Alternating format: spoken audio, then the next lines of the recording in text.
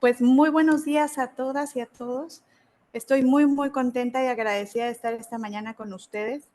Agradezco al Seminario Permanente de Historia y Desastres por invitarme a este foro y especialmente al doctor Padilla por abrirme este espacio. Hoy voy a presentar parte de mi trabajo reciente sobre el vínculo entre globalización, economía y pandemias. El contexto histórico en el que he centrado este vínculo es el siglo XIX porque marcó un punto crucial en la globalización. En esta época se expandieron el comercio y la propagación de enfermedades. El capitalismo y la revolución industrial conectaron continentes a través del intercambio de bienes, de personas y de microorganismos. Y fue muy importante la aparición de los barcos de vapor en este contexto que acortaron las distancias, revolucionaron los puertos y facilitaron el acceso rápido a productos exóticos para Europa de regiones que le eran distantes. En este seminario voy a explicar cómo se prevenían las enfermedades en los puertos durante el siglo XIX. En esa época, enfermedades como la viruela, el cólera, la fiebre amarilla eran grandes amenazas debido al aumento de la movilidad, como ya dije, por los barcos de vapor. Para reducir estos riesgos y proteger la salud pública, los protocolos de cuarentena se volvieron esenciales. Se establecieron acuerdos internacionales para uniformar estos protocolos y proteger los puertos y el comercio. Sin embargo, cada puerto tenía sus propios riesgos frente a estas epidemias. Me voy a centrar en la fiebre amarilla porque se destaca por su alta mortalidad, su rápida propagación, especialmente en los puertos. Y a dónde quiero llegar es que esta discusión nos invite a reflexionar sobre cómo se puede equilibrar una respuesta global coordinada con las particularidades locales ante amenazas sanitarias. Esto es relevante hoy día, ya que la globalización nos sigue planteando estos desafíos en la gestión de enfermedades infecciosas. Nos vamos a enfocar en el Atlántico por el papel clave que tuvo en el flujo transfronterizo de capital y trabajo. América, el Caribe y África suministraron de recursos para la industrialización europea. Los puertos, ubicados estratégicamente, se convirtieron en nodos de comunicación que conectaban Europa, África y América, facilitando la distribución de mercancías y la exportación de materias primas. Los puertos del espacio atlántico se pueden dividir a grandes rasgos según sus funciones dentro de la economía global y las rutas de navegación. Por un lado, tenemos los puertos europeos, que son los que marcaban la pauta de las necesidades de la economía industrial. Tenemos, en segundo lugar, puertos que servían como nodos de comunicación oceánica, como Liverpool, tenemos Santander, Tenerife por acá, tenemos Nueva York, La Habana y Santos en Brasil. En tercer lugar están los puertos carboneros que estaban por esta parte, que servían para el abastecimiento de combustible, agua y alimentos y eran esenciales para las rutas de larga distancia que se emprendían desde Europa. Tenemos los puertos de la costa occidental de África, que cumplían funciones militares, extractivas y comerciales. En quinto lugar, tenemos los puertos del Caribe, que se centraban en funciones extractivas. Finalmente, tenemos los puertos del Golfo de México y de Sudamérica, que operaban como centros de intercambio comercial y de distribución de mercancías, también facilitando la exportación de materias primas, pero también la importación de productos manufacturados, es decir, nos convertimos en un mercado para Europa. ¿Cómo afectó la intensificación de la navegación y la actividad portuaria a la transmisión de enfermedades en el siglo XIX y qué medidas se tomaron para prevenir los brotes epidémicos? Este crecimiento de la actividad portuaria del que he venido hablando facilitó, por lo tanto, la transmisión de enfermedades a nivel mundial. Los brotes epidémicos paralizaban el comercio. Para evitarlo, entonces, a partir de la segunda mitad del siglo XIX, Europa y Norteamérica, principalmente porque Los países de América Latina se unieron hasta el final del siglo XIX a estas conferencias, pero se empezaron a realizar conferencias sanitarias en las que se tomaron acuerdos sobre medidas de prevención comunes y se establecieron protocolos también. Los ejes de estos protocolos fueron la notificación, la inspección sanitaria, la desinfección y el aislamiento. En cuanto a la notificación, los puertos con tráfico internacional se comprometieron a informar cualquier brote epidémico, principalmente de fiebre amarilla, cólera, peste, viruela y tuberculosis. Conforme fue avanzando el siglo XIX, la lista de enfermedades que debían notificarse se fue agrandando. Esta notificación se hacía mediante patentes de sanidad que se daban a las embarcaciones. Las patentes de sanidad para las personas fueron ya un producto de principios del siglo XX y había 3 tipos de estas patentes según las condiciones sanitarias de los puertos de partida. La patente limpia se expedía si el puerto de origen no estaba infestado por enfermedades epidémicas. La patente sospechosa se expedía si el puerto de origen no tenía enfermedades, pero ese puerto estaba muy cercano a otro que sí tuviera enfermedades. Y la patente sucia, que era expedida si el puerto de origen estaba infestado. También había una variación intermedia de algo que se llamaba la patente anotada, que eran embarcaciones que habían salido con una patente limpia, pero en el trayecto se habían encontrado personas con sospecha de estar enfermas. La Junta de Sanidad de cada puerto vigilaba las embarcaciones que se aproximaban. En áreas que no tenían Junta de Sanidad, como era, por ejemplo, en el Caribe, ¿no? En Cisal, una vez que se abrió Progreso, y había otras en la isla de Cozumel, por ejemplo, donde no había juntas de sanidad, la vigilancia recaía en autoridades locales que, aunque no tuvieran la especialidad sanitaria. Entonces, la inspección sanitaria comenzaba desde que un barco anunciaba su llegada al puerto. Tan pronto anclaba, se le aproximaba en una canoa alguna autoridad sanitaria para exigir al capitán la patente de sanidad, así como una lista, una relación de tripulantes y pasajeros. En un pequeño bote del mismo barco, la patente de sanidad se remitía junto a toda la correspondencia destinada a puerto, y los inspectores la recibían por medio de un bichero y los fumigaban con cloruro o vinagre una vez que estuvieran en tierra. El bichero es ese palo largo que traían los barcos para acercarse o alejarse del puerto. Enseguida, los inspectores desde la canoa exigían al capitán que se presentara en la cubierta toda la tripulación y los pasajeros para que los inspectores pudieran verlos a todos. Ya reunidos, se hacía un pase de lista para poder comprobar visualmente el estado de salud. Si todo estaba bien, se decretaba una observación sanitaria de 4 días, de los cuales se podían descontar los que se hubieran empleado en la navegación. Por ejemplo, si de La Habana a Cisal se hacían 2 días, pues entonces ya solamente restaban 2 días de observación. Después de la correspondencia, debían descender las personas, ya que se pensaba que si se movían los objetos, las cajas y las valijas, se podían desprender miasmas dañinos que habían estado contenidos durante el viaje. Si se permitía que la gente estuviera dentro del barco durante esa operación, al respirar la atmósfera contaminada o entrar en contacto con su piel, se podía desencadenar una epidemia. Después seguía el aseo y fumigación del barco. Para esto se usaban diferentes productos como cloruro, vinagre, mercurio, cloruro de zinc, aluminio, amoníaco y cloruro de magnesio. El objetivo de esta desinfección y fumigación era destruir un supuesto veneno que se creía impregnado en las superficies, en los objetos y en la atmósfera del barco. Este veneno se consideraba causante de los brotes epidémicos y si no se eliminaba podía afectar a la población que estaba en tierra. La sentina era el sitio más riesgoso, la sentina era la parte más baja del casco del barco, en donde se acumulaba agua, aceite, restos de combustible, hollín y otros desechos provenientes de las operaciones de las máquinas de vapor y otros sistemas a bordo. Para higienizarla, primero se fumigaba con esos productos que ya mencioné y luego se lavaba con abundante agua limpia.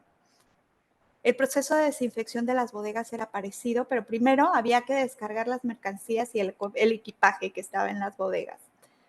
Al descargarse todo esto, se dispersaba en el muelle para airearlo y desinfectarlo también. Dependiendo de la patente de sanidad, correspondían diferentes grados de observación sanitaria. Para la patente limpia, como ya mencioné, había 4 días de observación. A la patente sospechosa correspondía media cuarentena, es decir, 20 días. Y la patente sucia era una cuarentena completa, es decir, 40 días. Los buques sujetos a cuarentena, ya fuera media o entera, debían hacer evidente su incomunicación izando su bandera nacional a media asta. Si durante el tiempo de observación necesitaban agua, víveres o medicinas, las embarcaciones tenían que hacer una señal para que se les enviaran auxilios desde el puerto. Para ello, el barco fondeado tenía que arrojar un bote al agua sin nadie a bordo, alejándolo lo más posible mediante una cuerda para que desde tierra se depositaran los suministros y entonces el barco anclado tirado de la cuerda para acercar el bote nuevamente. En caso que durante la cuarentena falleciera alguien a bordo, el buque debía avisar mediante una señal inmediatamente para que la Junta de Sanidad se diera por enterada, y si se comprobaba que el deceso era por cólera, viruela o fiebre amarilla, el barco debía marcharse inmediatamente, no podía descender nadie. En el Atlántico, casi todos los puertos tenían islas como estaciones de cuarentena. Ahora bien, las normas y los protocolos de vigilancia, los que se llegaron como acuerdo en estas conferencias sanitarias, eran uniformes, pero los riesgos locales sí variaban dependiendo del patógeno. Por eso, al inicio de mi intervención puntualicé que me voy a centrar en los riesgos locales de la fiebre amarilla. Cada puerto tenía características únicas que influían en la probabilidad de los brotes epidémicos. Como ejemplo, y para ser más efectiva con el tiempo, voy a exponer los casos de los puertos del Golfo de México y de la costa occidental de África, pero un análisis muy semejante se puede hacer respecto a las 6 zonas que ya les he referido. Y nos vamos a enfocar en el concepto del número básico de reproducción para enfermedades transmitidas por Aedes aegypti, que abarca 4 variables clave para que la fiebre amarilla sea epidémica. En primer lugar, por supuesto, la existencia del virus. En segundo lugar, las condiciones que afectan la densidad y la reproducción de los mosquitos, que son vectores. Después, el umbral de inmunidad colectiva y finalmente la proximidad humana necesaria para los contagios. En cuanto a la existencia del virus, consideremos que hasta el siglo XVIII, Cuba, Yucatán y Veracruz eran los principales focos endémicos del virus, que se mantenía activo en reservorios humanos no inmunes conformados principalmente por viajeros y por comerciantes. Por lo que se refiere a la densidad de los mosquitos Aedes aegypti, el clima tropical y subtropical de estas zonas es óptimo para la reproducción de estos vectores, especialmente durante la temporada de lluvias, pero también otros elementos que tienen que ver con la urbanización, con las viviendas, etc. El umbral de inmunidad colectiva para la fiebre amarilla se refiere a la proporción de población que debe ser inmune para evitar la transmisión sostenida del virus. En el siglo XIX, sin vacunas todavía, esta inmunidad se adquiría únicamente después de la recuperación de una infección. Referente a la fiebre amarilla, se estima que entre el 60 y el 80% de la población debe ser inmune para alcanzar este umbral. Al alcanzar este nivel de inmunidad, las cadenas de transmisión se rompen, protegiendo a los individuos no inmunes. El virus de la fiebre amarilla es endémico de la selva de la península de Yucatán, por lo menos desde el siglo XVI. Su origen no lo sabemos con certeza, aunque se repite insistentemente que viene de África. En realidad no hay pruebas de que venga de África. Los monos son los reservorios de este virus, que en la selva es transmitido por los mosquitos Haemococcus. Sin embargo, el primer registro de brotes epidémicos urbanos en el mundo es de mediados del siglo XVII en las costas del Golfo e islas del Caribe.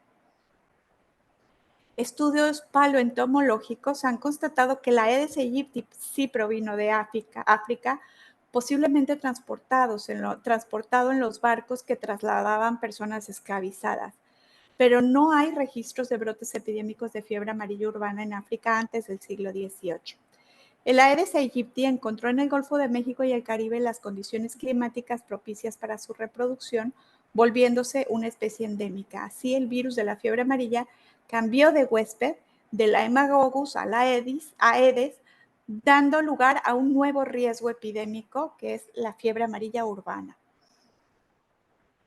Los primeros brotes catastróficos comenzaron en 1648 y se repitieron en ciclos cortos que se extendieron por 70 años. De cada 10 personas que enfermaban, solo lograban sobrevivir 4. Pero esos sobrevivientes quedaban inmunes a la posibilidad de un nuevo ataque. Eso permitió que en Yucatán, Campeche, Veracruz, Cuba, se alcanzara el umbral de inmunidad colectiva necesario para que la fiebre amarilla ya no fuera un riesgo epidémico.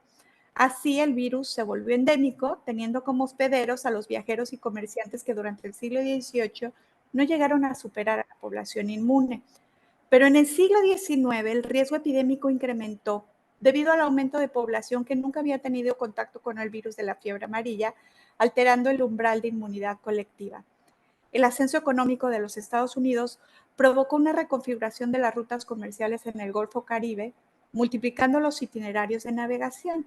Más barcos se trasladaban de un puerto a otro en menos tiempo, lo que contribuyó a la diseminación del virus tanto en hospederos humanos infectados como en mosquitos que fácilmente viajaban en los barcos y se reproducían ahí. En lugares como Yucatán, Veracruz y Tamaulipas, los umbrales de inmunidad colectiva también se alteraron debido a la movilización militar terrestre y marítima sucedida por las pugnas federalistas y centralistas que hubo en toda la primera mitad del siglo XIX y después también por el ascenso de Porfirio Díaz y en la península de Yucatán la guerra de castas. En el caso de Cuba, tenemos la llegada de soldados españoles durante las guerras independentistas.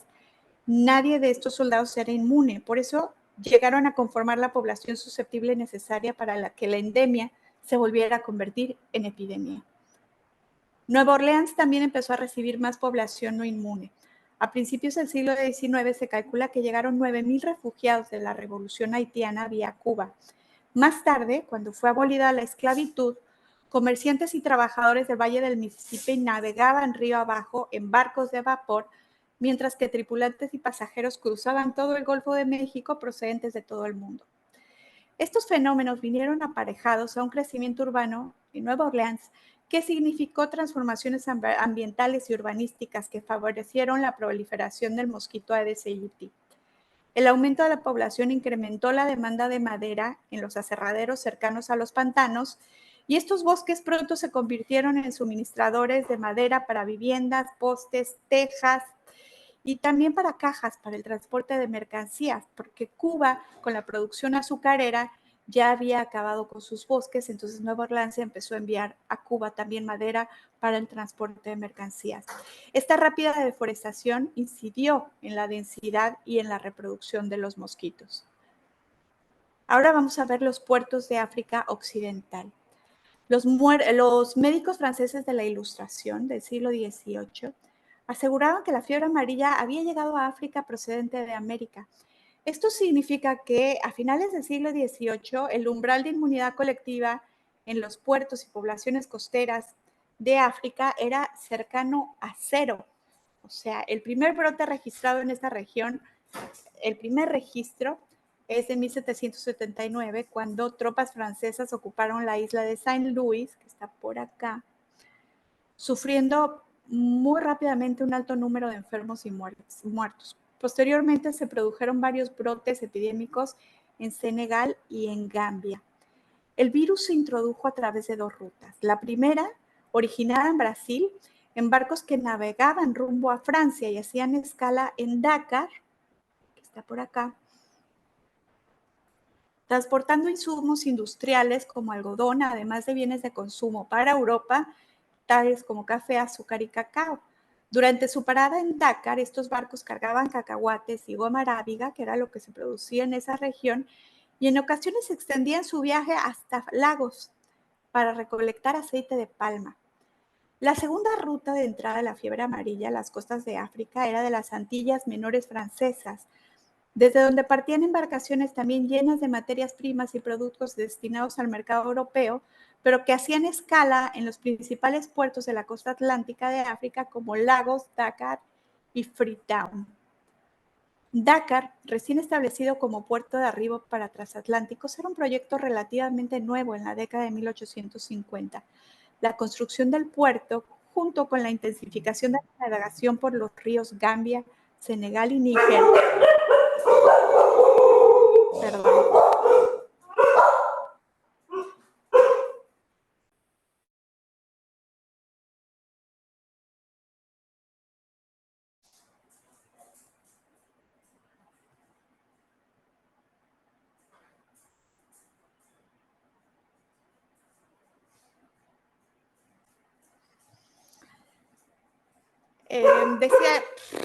decía yo que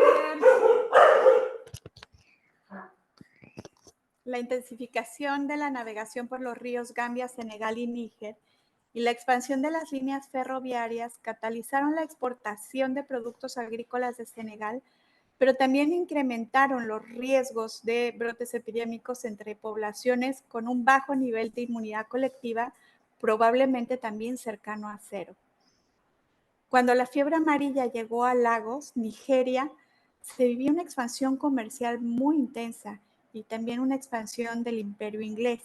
El aceite de palma de la región se exportaba a Francia y Alemania y además se celebraba una feria comercial que habría sido un punto de encuentro para productos agrícolas y materias primas del Atlántico, América y del comercio transsahariano.